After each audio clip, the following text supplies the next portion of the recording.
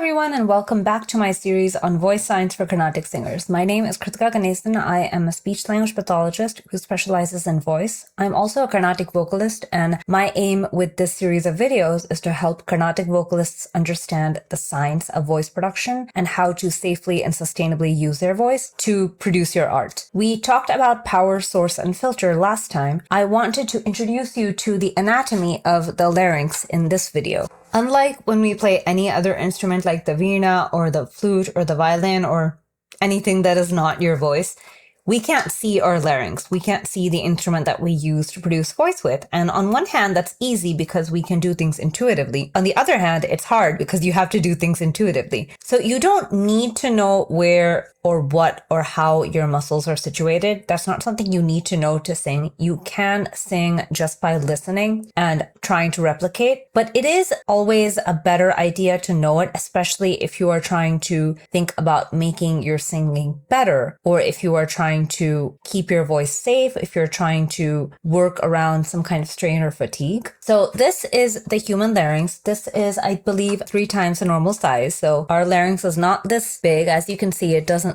come anywhere near fitting near my throat. And the interesting thing about the human larynx is that there's only one bone in this entire structure, and that's the hyoid bone up here. And in our body, the hyoid bone is right here somewhere between your jaw and your throat. It is a very, very small bone. So again, like I said, it's not this big, it's really small, and it sits right about here, and it holds the larynx up almost like a trapeze artist, and the larynx is pretty much just suspended in air that way. So we have the hyoid bone, and then we have the actual voice box, or the larynx. The larynx has a lot of intrinsic or internal laryngeal muscles that are involved in very fundamental things, such as changing the pitch of your voice or even closing and opening your vocal cords. And there's also some extrinsic laryngeal muscles, or muscles on the outside of the larynx, that connect up top, called the suprahyoid muscles, or connect on the bottom, called the infrahyoid muscles. And these, like I said, suspend the larynx in midair. The larynx is supposed to move around as we speak, as we sing, and even as we swallow. If you put your hand on your throat when you swallow, you can actually feel your larynx moving. If you put your hand on your throat and swallow, you may or may not feel a bumpy part protruding. Very often men will find this more easily than women do. That's what we call the thyroid notch, or the thyroid prominence. And that's up here in the front of the larynx, right where this one cartilage called the thyroid cartilage has a bendy part, or has an angle. And there's nothing really different between men and women here, except for the fact that the men have a more acute angle and women have a more obtuse angle here. That's all the differences. But the key thing for us to know is that right behind this prominence on the inside, so inside your throat, is where the vocal cords are attached. So right over here, these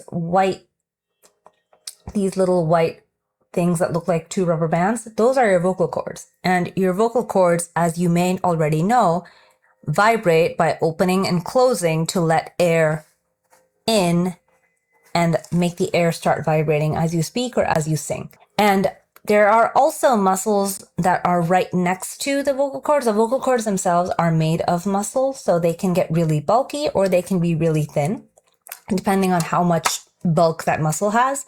And there are also muscles on either side of the vocal cords, as well as behind, which are involved in the opening and the closing of the larynx, like I mentioned. Along with these intrinsic laryngeal muscles, you also have the extrinsic laryngeal muscles, and it can actually cause your larynx to tilt sideways.